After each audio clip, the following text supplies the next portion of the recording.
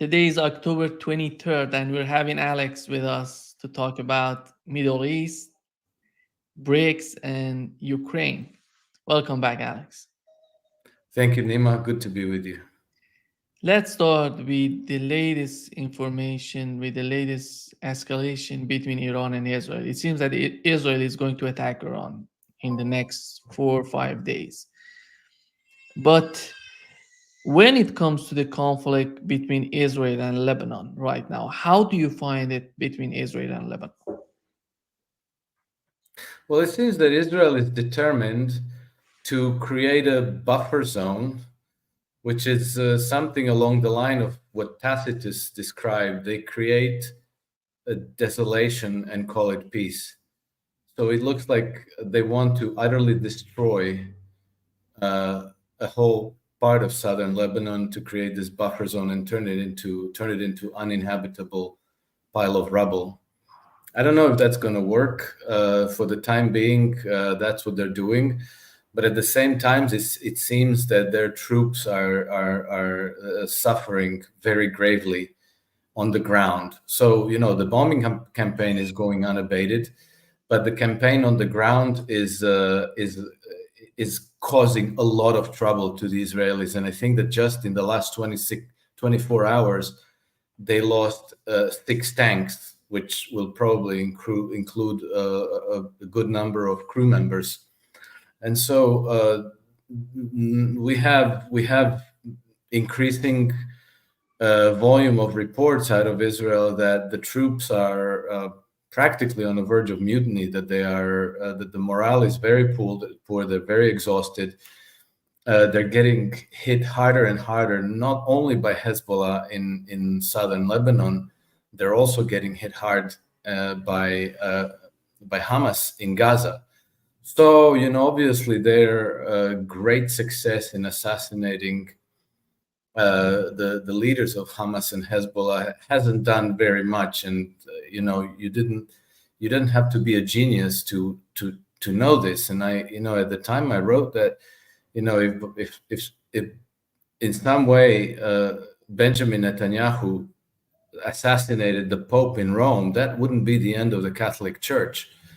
And so now we see that this gathering tide is going stronger and stronger against Israel. And I feel that now they are behaving like a wounded, cornered animal. And so they're extremely dangerous. But at the same time, I think another wild card in this equation is the clear unwillingness, a clear reluctance on the part of the American troops to actually back up Israel and to come to their defense. So we saw, the Trump. Sorry? Antony Blinken's visit to Israel. Yeah, we saw Antony Blinken's visit to Israel, which didn't achieve much. We saw Biden administration send the THAAD system for air defense, which I don't know what that's going to do. It can shoot off 48 projectiles, and then what? Obviously, if there comes to a meaningful escalation, they're going to be attacked with many more missiles, not only from Iran but also from Hezbollah and possibly from Yemen. So why insist on this counterattack against Iran? I don't quite understand, but it's something along the lines of this messianic fanaticism and desperation, because they have nothing else. They have nothing else. Their economy is imploding. Their military is crumbling. They're losing on all fronts. Israelis themselves are either leaving or have already left, whoever could. And so I think it's very clear, even to the birds and the branches, that this is the end of the Project Israel. And I think that the people who are in charge have no other cards to play. So, let's attack Iran and see what happens. But I expect that if And I would say if anyway, because remember, Iran's attack took place on the 1st of October, and it was a retaliation for the assassination of Ismail Haniyeh in Tehran. So it wasn't an attack; it was a retaliation. And then the signal from Benjamin Netanyahu's cabinet was that Israel's response is going to be big and is going to come very soon. So they were talking about 2-3 days. They were saying we're going to go big and it's going to be very soon.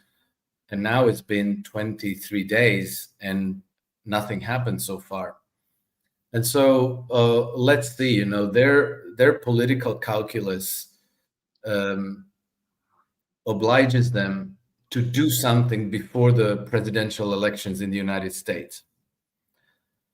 But the attack that they planned obviously couldn't be executed because the U.S. intelligence leaked part of that plan and gave the Iranians, the whole thing black on white. Will they be able to mount a meaningful attack between now and the elections? I don't know. They might.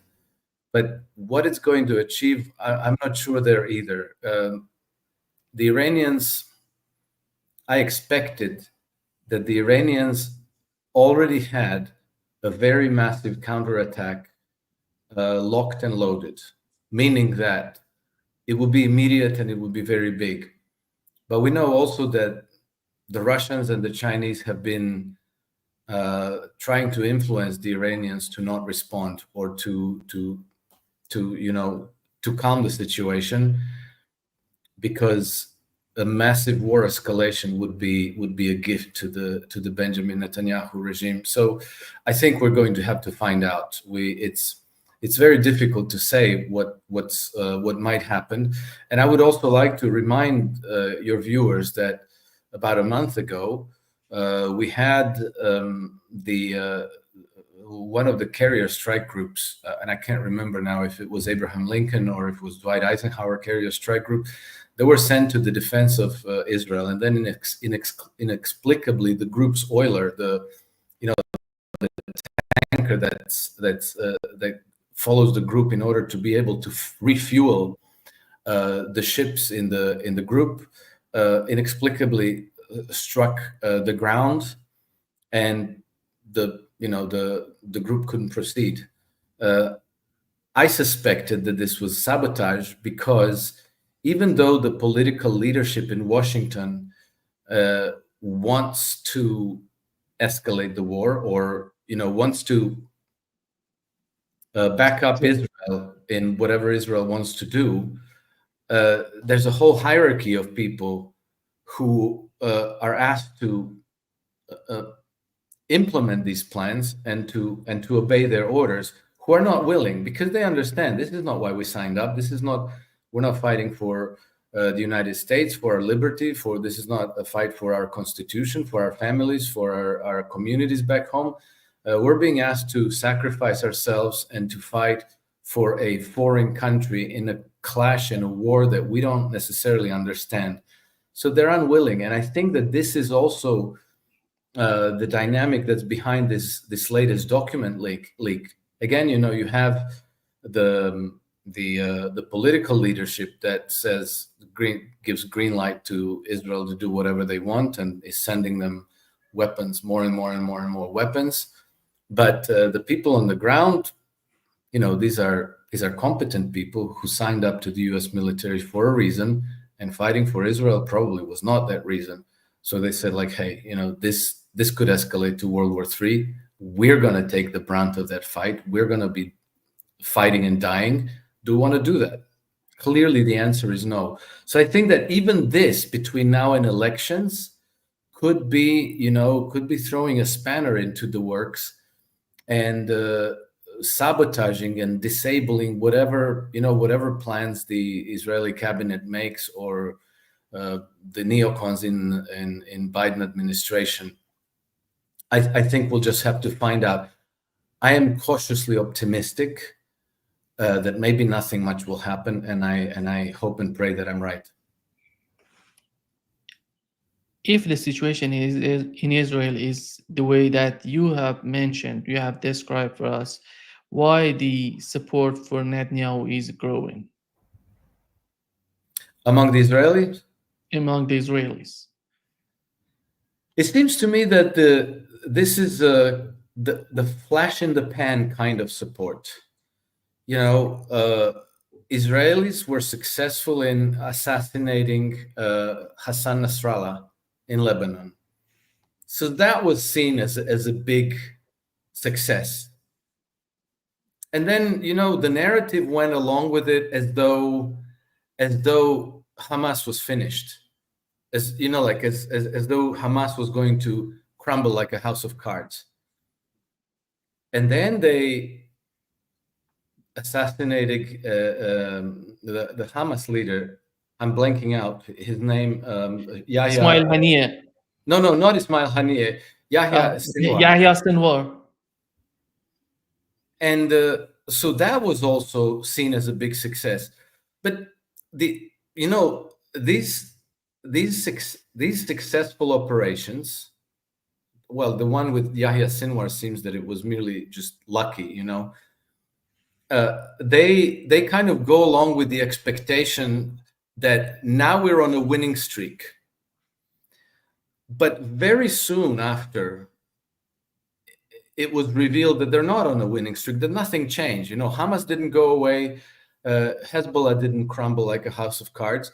So I think that the support for Netanyahu is, or even was, very short-lived, because very soon after these successes, we also had the revelations that he himself was responsible for sabotaging all of the hostage negotiations deals that were offered by Hamas. That he could have already returned the hostages.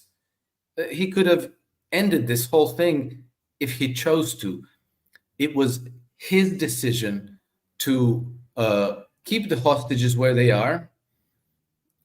Some of them were even killed by Israeli troops, and to continue the war. And this war is proving extremely destructive to the state of Israel. It's proving extremely detrimental to their military. So, you know, Israeli families, they were not able to return to their homes as they thought they might after they assassinated the Hezbollah leadership. So that didn't happen. Hamas didn't go away. They're fighting with the same or increased intensity against the Israeli troops, and they're taking a lot of casualties. They're taking a lot of casualties in Lebanon. Nothing is going well. So I think that these events over the last few weeks made a kind of like a knee-jerk reaction that made it seem like there's now a swelling of support for Netanyahu. I think it's going to prove very, very short-lived. And I think that maybe we're not far from the time when the Israelis themselves are going to take down Netanyahu. Do you find it a big gamble on the Netanyahu's part, because the way that he's trying to escalate the conflict with Iran right now, and it seems that in his mind he's capable, he would be bring the United States, he would be able to bring the United States into the conflict with Iran. It seems to me that he thinks that if he cannot do this, nobody in Israel would be able to do this. That's why he's going to extreme to do everything possible at his disposal to escalate the conflict between Iran and Israel. Nobody knows. You're talking about that maybe Israel is not willing to escalate with Iran.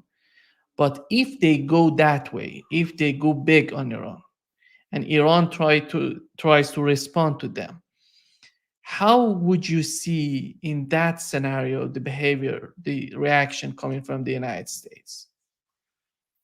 Well, so I think that the Israeli political leadership might want to escalate. I think it's the military that doesn't. because they're much better aware of the situation on the ground, and they understand that they stand no chance against Hezbollah, let alone Hezbollah plus Israel.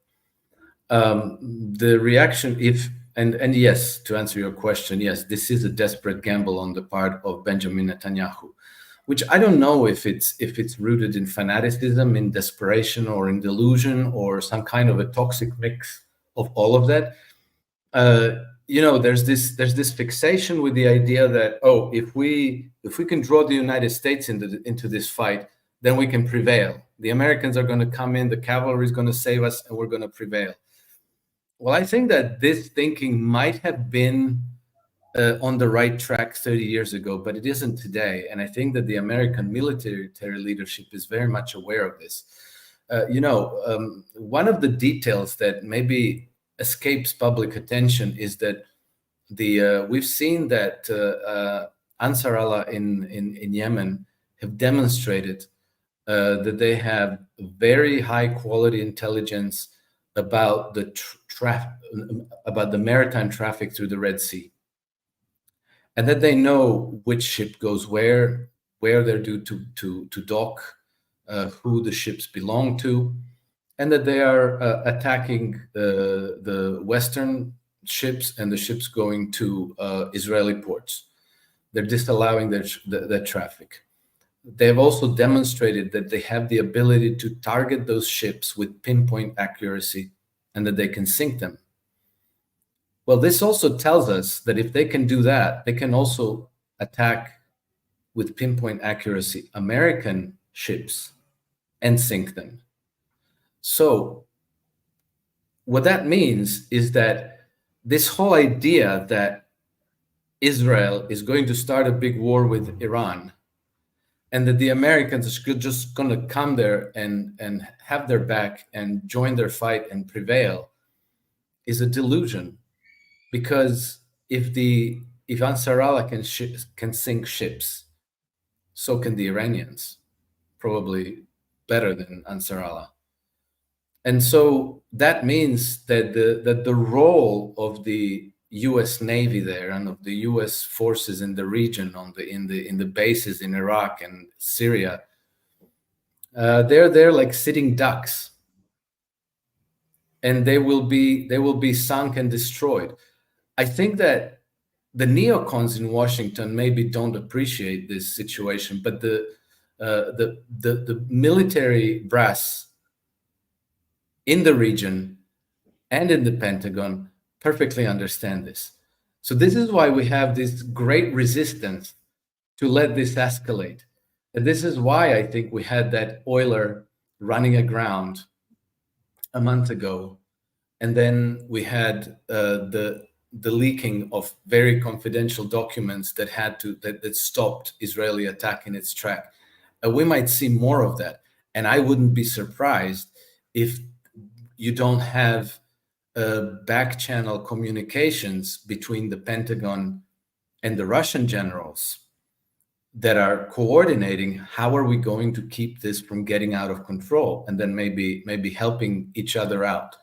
So I think that you have a thinning layer of increasingly desperate leaders in the political class in Jerusalem and in Washington who want this war, or who think that it's a gamble worth taking because they have nothing left to lose. But then you have a lot of people there who have a lot to lose and who don't want this to happen. And I think that by now the resistance has become meaningful. And it's not meaningful in the sense that the sailors, and the military people are going to desert, that they're going to stage a mutiny, because you don't do that. You end up court-martialed, right? That's a high-risk strategy. But they have many other ways to sabotage the orders. And then let's not forget another detail. The American military doesn't have a leadership in the sense that they have a commander-in-chief with whom they have a bond of loyalty, whom they trust, who they see as their leader because he was elected by the American people legitimately. They understand that Joe Biden is not in charge, and they understand that whatever orders they get are coming from who knows who, but that they are probably illegitimate. So, I think that the people in power by now are pushing on a wet noodle in terms of how effective their agendas are in practice. Maybe I'm unduly optimistic, but a lot of things were supposed to happen that didn't happen, and I think that they didn't happen for a reason. They're not random flukes. There's real resistance building up to this war escalation. Whenever we talk about the conflict in the Middle East, I think the Arab states are so important. And if you look at the latest talk of Netanyahu at the UN, he put out two maps and friends and enemies. And in that map, the friends he was the blessing was Saudi Arabia. Right now, we've learned that Saudi Arabia has proposed a joint naval drills in the Red Sea together with Iran. How do you find it their attitude right now? Are they getting away from Israel? I don't see that's happening considering that much, considering the United States. They want to have their links with the United States. We know what's the importance of that for Saudi Arabia. But the Israeli situation is totally different from that of the United States. How do they see, in your opinion, right now, Israel and the future of Israel in that region? I think that for all the nations in the region, Israel has become politically an unacceptable entity. At the same time, all of these nations have strong and deep ties with the United States and with other Western nations. And let's not forget that the Kingdom of Saudi Arabia was the cornerstone of the petrodollar system. And in this sense, even today, Saudi Arabia has something on the order of I don't know the new numbers, but we're talking about something like $800 billion sitting in their accounts with the Federal Reserve Bank in New York. They have also large amounts of money in London, in Frankfurt, and elsewhere. And they have seen what happens if you turn your back on the West. They just freeze your assets, sanction you, and you're never going to see your money again. And so I think that the Saudis have to tread very carefully. And I think that their inclinations are very clear.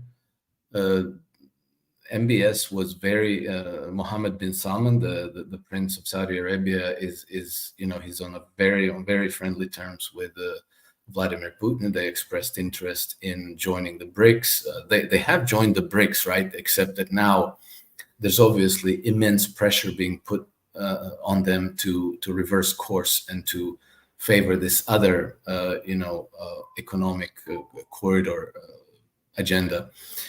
They've also purchased weapons. Saudi Arabia has also purchased weapons from Russia, the S-400 systems, and they have invested heavily into Russian economy. So those ties are growing. I think that, well, not to mention, they made peace with Iran, which is extremely important.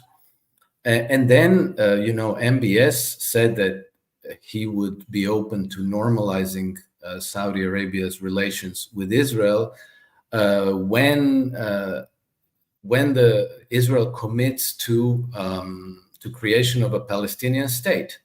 So he gave them an impossible condition. So that's the same as saying we're never going to normalize relationships with Israel. But you can't quite put it that way, because then you're coming on the wrong side of the United States and all the Western powers. So you have to say, like, yeah, we will. We, of course, we want peace with Israel. We want to normalize our relationships, but this is what the United States says. This is what United Nations say. This is what everybody agrees on. There has to be a Palestinian state, and certain countries in the world already recognize a Palestinian state. So Israel has to make peace with that and recognize an independent Palestinian state.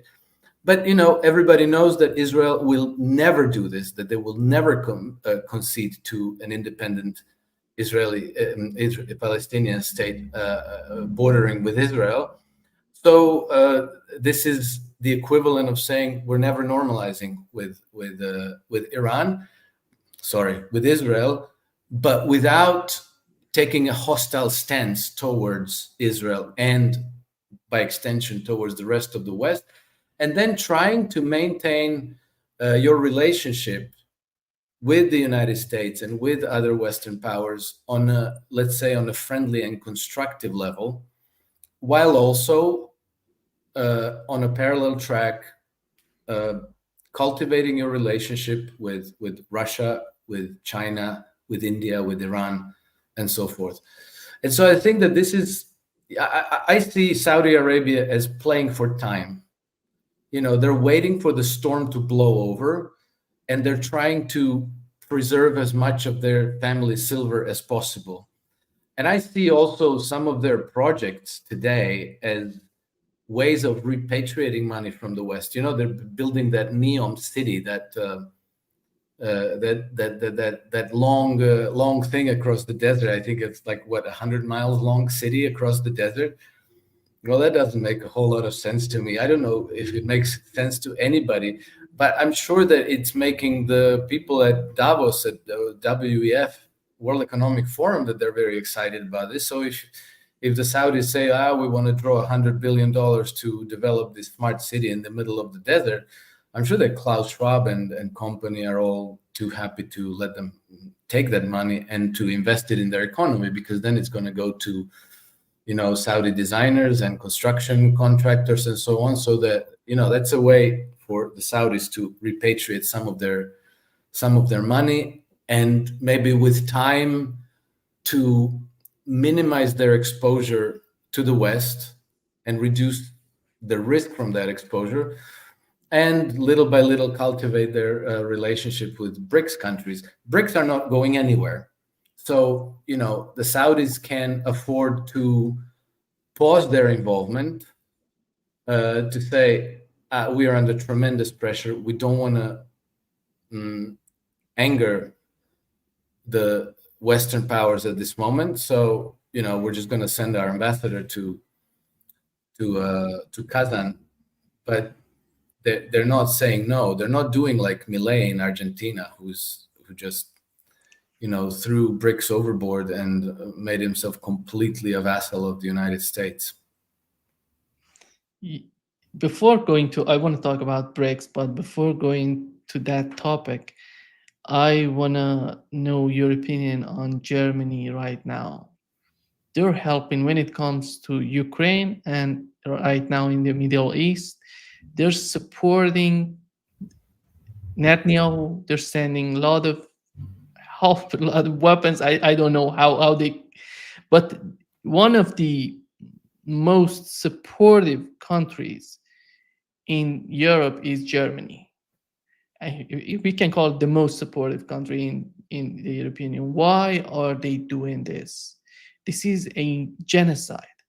They have this experience before. Why they're doing this again? I think the simple answer is that Germany is a vassal of the Western Empire, and here I really want to use the word Western Empire. It's not necessarily the United States. There's a very narrow network of vested interests that are in control, and it's not entirely correct to equate this with the United States. United States is not a monolith. And part of the reason why I think this needs to be appreciated is because we see that the establishment that is the most vexed about let's say the United States falling under another Donald Trump administration is the British establishment. You know, we just had very recently, in the last 3 or 4 days, we had the revelations that the Keir Starmer's Labour Party is sending 100 Labour election operatives to campaign for Kamala Harris in all of the swing states. So they're literally trying to interfere in U.S. elections against Trump and for Kamala Harris. And then we also saw a British outfit called Center for Countering Digital Hate, something like that, who are literally aiming to destroy Elon Musk's Twitter. This is their explicit goal, and they're not American, they're British, but they have tremendous influence in the United States. The point I'm trying to make is that the United States is not a monolith, and that Germany is the vassal of this imperial system, and if this imperial system falls, or at least if it loses its most important component, which is the obedient and cooperative presidential administration in the United States, then we might see significant changes. German government is not acting according to the values and the inclinations and desires of the German people. They're acting out the inclinations and desires of the imperial cabal. And the imperial cabal wants Ukraine there to destroy Russia, and they want to have a strong Israel to control the resource-rich region. And so I think this is the key to understanding why Germany is doing what it's doing. And Germany has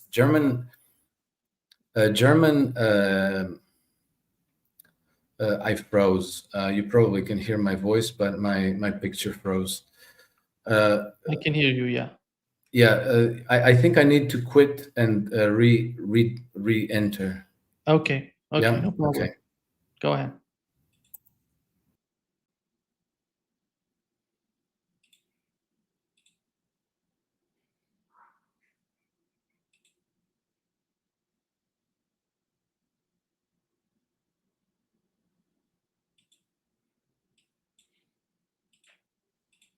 Yeah, you're back.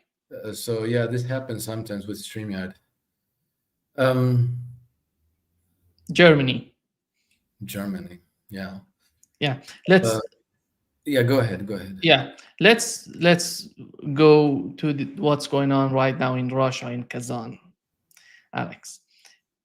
Yesterday, when you look at the mainstream media, everybody was asking, why is Putin not isolated?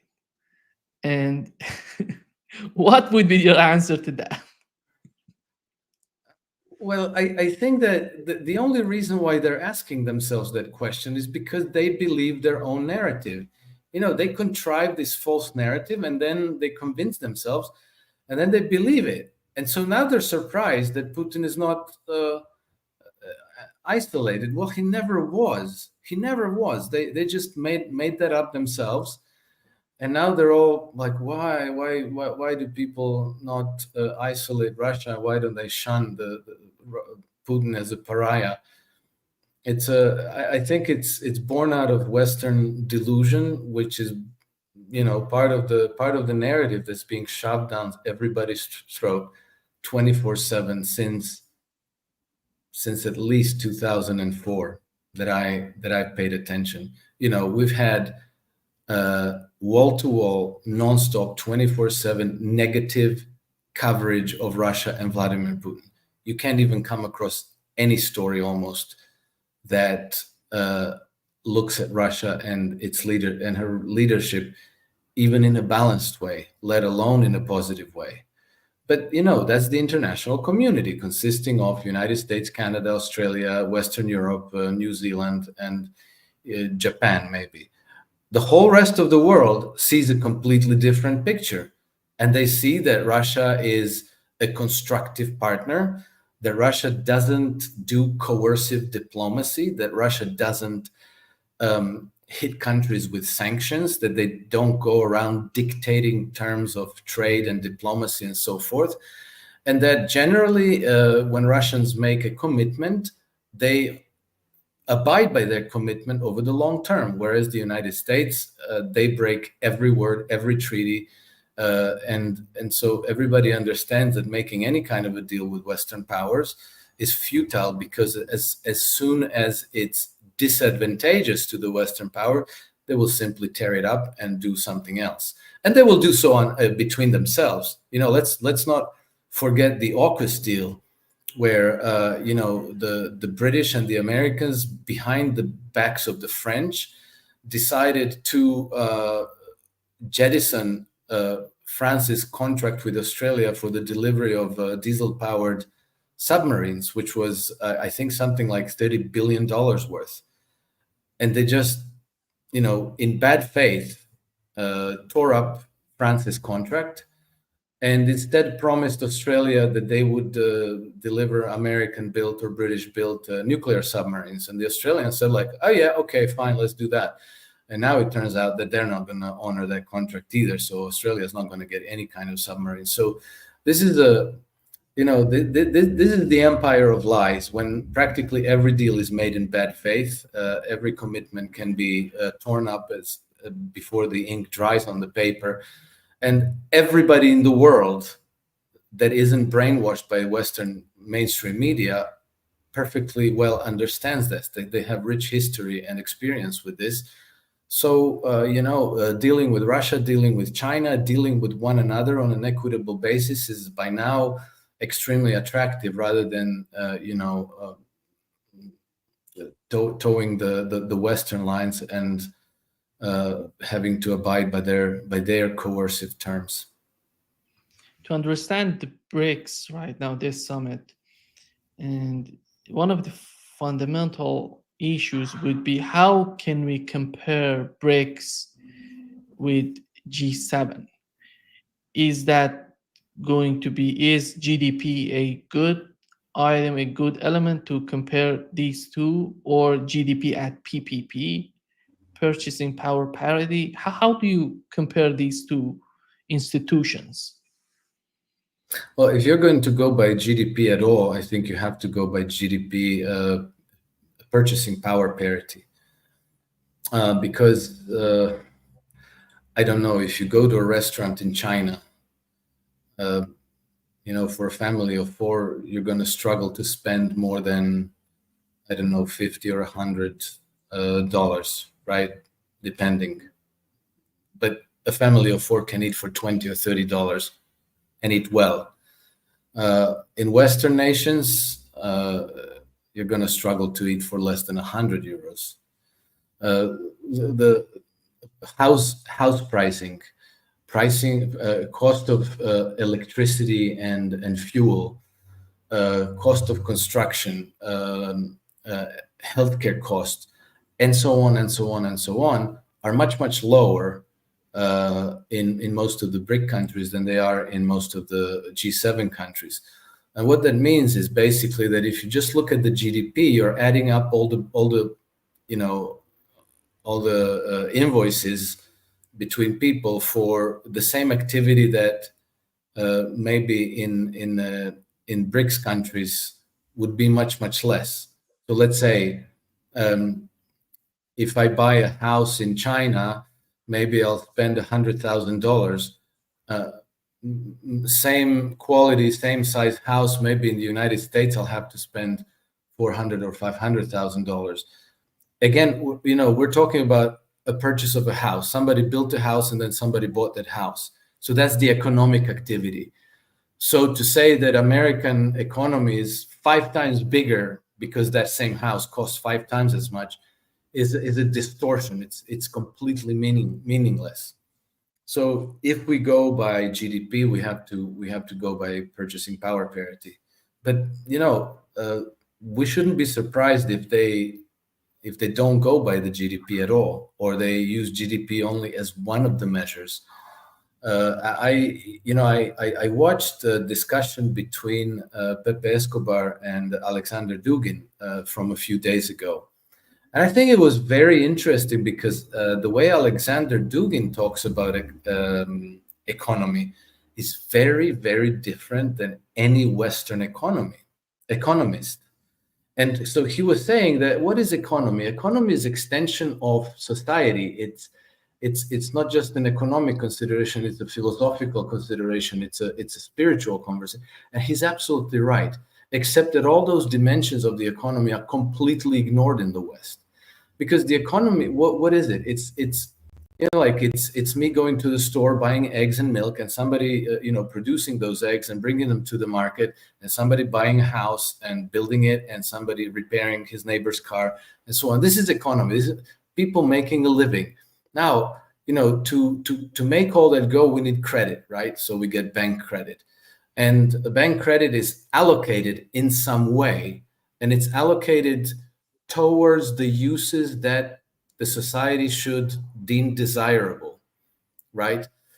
In the West, I studied economics, and we are all simply brainwashed to think that there's this invisible hand and that capital simply gravitates towards those uses where it's going to get the best return. And that somehow magically this all creates this self-perfecting magical system that just generates prosperity, and we don't have to ever worry about asking ourselves, who are we? What do we want out of life? How do we want to organize our societies? What is it that we want? So I think, but all those questions are political. All of those questions are philosophical and spiritual, because we have choices to maybe take all the wealth that we generate and just chill out and enjoy and do nothing. Maybe, go to the beach all day. Or maybe we want to build pyramids or cathedrals. Maybe we want to create beautiful things. Maybe we want to create safe neighborhoods and good school systems. And maybe we want to go to space and conquer space in some meaningful way. These are all questions that need to be asked. And then we have to ask ourselves, why should we do that? In the West, we have this belief that, no, you don't worry about any of that. And you just let, somebody else deal with it. And then you get an idiotic situation where, somebody decides that, a good way to allocate capital is to block out the sun, and so on and so forth. We have to ask those questions. It is right to ask those questions, except that in the West, for generations, we ignored those questions. And now in Kazan, in BRICS, the leading intellectuals are asking those questions, and they're discussing them. And I think that's a good thing, because we have to ask them. We have to, humanity is enormously productive. We create this insane amount of stuff. We are capable of generating enormous amounts of wealth and attain very high standards of living.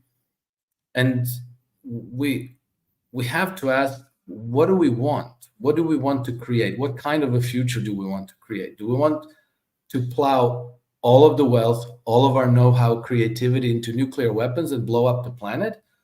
Or do we maybe want to create beautiful things and good quality of life?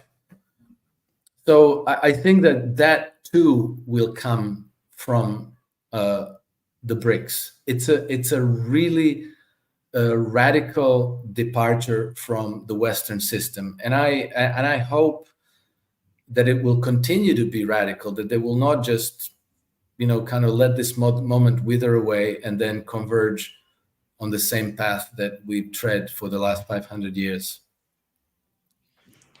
It seems that so far what we've learned from this summit, everybody's talking about Lula from Brazil, all these presidents are talking about they want a new financial system that works for all of the members. And how close are we to that moment, in your opinion, in terms of what the BRICS states are doing right now? I think we're not very close. I think it'll take a while, but I think that it's already, the departure from the status quo is already quite substantial, in the sense that countries are really looking to trade with one another in their own domestic currencies. And they're really looking for bypassing Western financial institutions and the US dollar.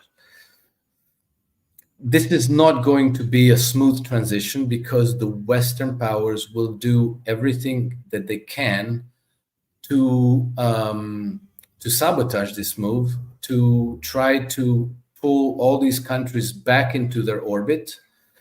And they're going to do it by hook or by crook. Well, actually, mostly by crook, because they don't have a whole lot to offer other than coercive diplomacy, sanctions, threat of war, regime changes, and so forth. Donald Trump has been talking about introducing 100% tariffs on countries that ditch the dollar system. I think that's a lot of election rhetoric, because this is not so easy to do. Let's just say that if Trump did this, it would have a tremendous inflationary effect in U.S. domestic economy. Let's say that monetary inflation has two big shock absorbers. One of them are trade deficits, and the other one of them is the stock markets, because they absorb a lot of money that never ends up in circulation on the domestic consumer economy, right? And so if you start imposing tariffs on your foreign trade partners, then you're no longer able to export inflation through trade deficits, which means that now consumer goods are going to go up much higher. What happens is that then domestic producers start to raise their prices as well. So I don't know. Let's say you impose harsh tariff on I don't know, Chinese produced cars, and now all of a sudden Chinese cars are no longer competitive on U.S. markets, or they're very expensive. Well, domestic producers are just going to bridge that gap. They're going to raise their prices, and what you're doing there is you're ramping up inflation.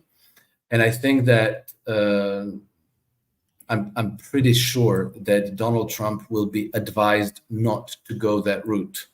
So they're going to have to do something else. And I think that what they will have to do in the end is they're going to have to join the group, because they can't beat it. They can't beat the BRICS anymore. I think they're going to have to join them. And I think that the United States will have to just simply get over themselves and join the rest of the world as one of the big nations, one of the big trading partners, but they're going to have to trade with other countries on a fair and equitable basis, rather than imposing on them and demanding terms that are highly favorable to the United States and highly detrimental to all of their trading partners.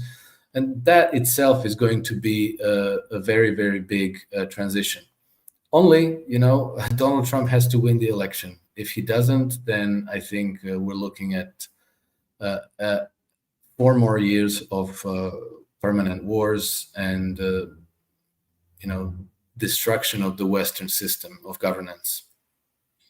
Do you think that the growing of BRICS would lead to a peaceful conclusion, or it's gonna lead us to even more devastating wars? I think there's going to be an inflection point, because all these military escalations, either we're going to go into a terminal World War III scenario with nuclear exchange, which I think nobody in their right mind wants, or we're going to have to make peace.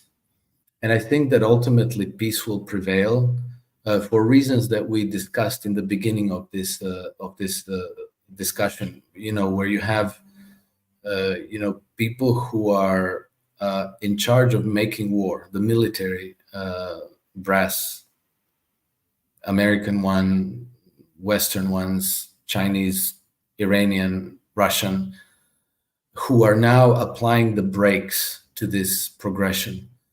And I think that if we're fortunate, and I'm cautiously optimistic that we might be, all this march to war is going to dissipate.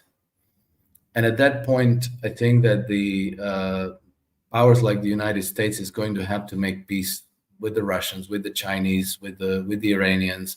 And you can see already that Donald Trump is, he's still in the middle of the campaign, election campaign. So his rhetoric is maybe a little bit abrasive, maybe a little bit tough and cocky, but you can see that already he's making conciliatory statements about Iran, about Russia, even about China, because I think that it makes a lot of sense for the United States to join these multipolar integrations and the BRICS. They would be able to reduce their military budget by, probably 90% if they didn't maintain all these military bases everywhere around the world. On the other hand, they would also have access to, what are we talking about? Several billion increasingly affluent consumers around the world. Most of the population in the world is on the Eurasian landmass. Most of the global GDP is on Eurasian landmass. Most of the energy resources are there. It's very expensive to try to control all that by force, whereas it might be very, very profitable to simply turn up there as a participant in an economic exchange that works for everybody. The Chinese have managed to lift 850 million Chinese out of poverty. And now those 850 million people are, increasingly affluent consumers. They might be interested in buying products from the United States. And the Chinese are pursuing the same strategy of development across the global south, the global majority in Africa and wherever they have this influence. And so you're going to have 2, 3, maybe 4 billion people. That's a very, very large market. And any American entrepreneur, exporter, anybody who makes anything should be very, very eager to have access to those markets. And so I think that can happen if the United States become an equitable partner to all these developments rather than being the policeman that everybody hates. Yeah. To wrap up this session, I want to talk about Serbia, which is so important in my mind.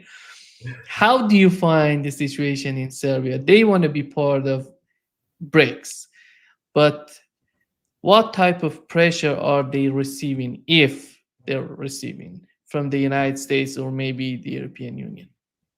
Oh, I think that they're under tremendous pressure. And then they have a prime minister, Mr. Vučić, who is anything but trustworthy. He's one of those people who bend as the wind blows. And one day he's trying to be very, very friendly with Vladimir Putin and with the Russians, and that he does to kind of appease the public opinion at home, because the Serbs are very much feel close to Russia as a fellow Orthodox Slavs. But then, he also thinks that, he might be able to get into EU. And then he also trades weapons for Israel. And so Serbian policy, their foreign policy is all over the place. And then there's, so there's this big affair about this British mining corporation, Rio Tinto, who wants to develop lithium mines in Serbia, right smack in the middle of their pristine agricultural area, where they have these orchards where large production of fruits and vegetables and other agricultural crops. And these are very beautiful regions of Serbia that are going to get completely devastated if Rio Tinto comes in to do their mining operations. And so, the government wants to do this because they're obviously being coerced to, because they have to service their foreign debts and they have to earn their foreign exchange in hard currency.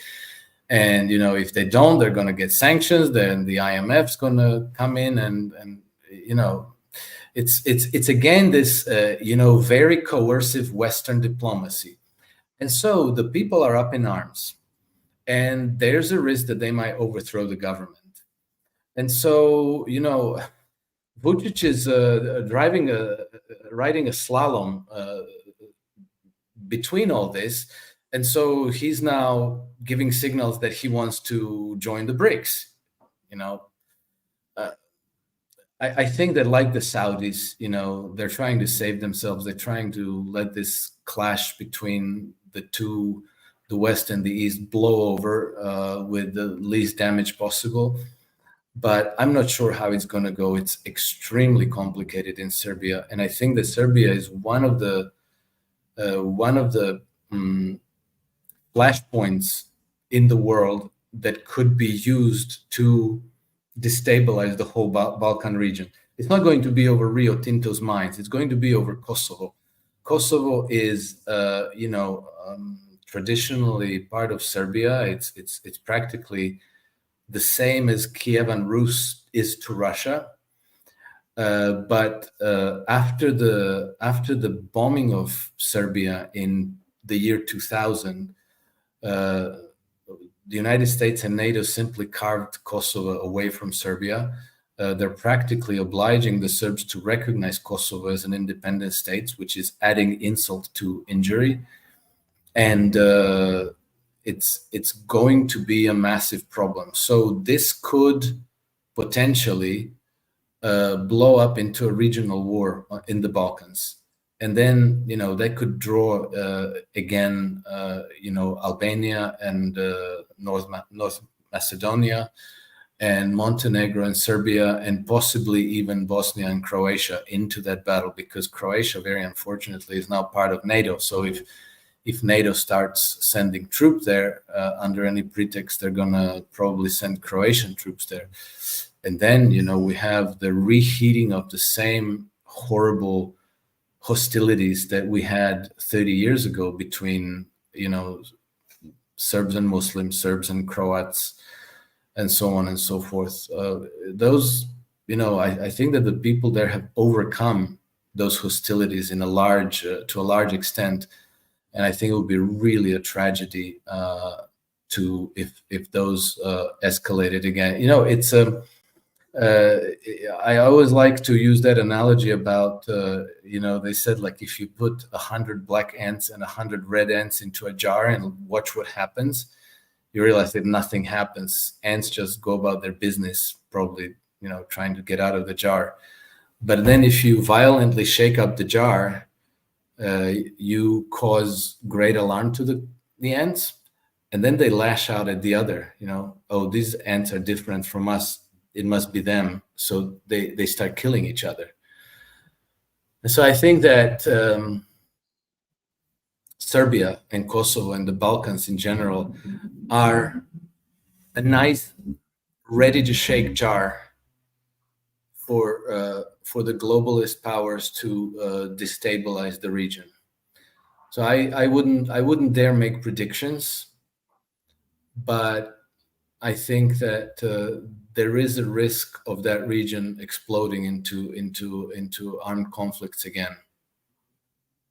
Yeah. Thank you so much, Alex, for being with us today. Always a pleasure, Nima. Good to join you again. See you soon. Take care. Bye-bye.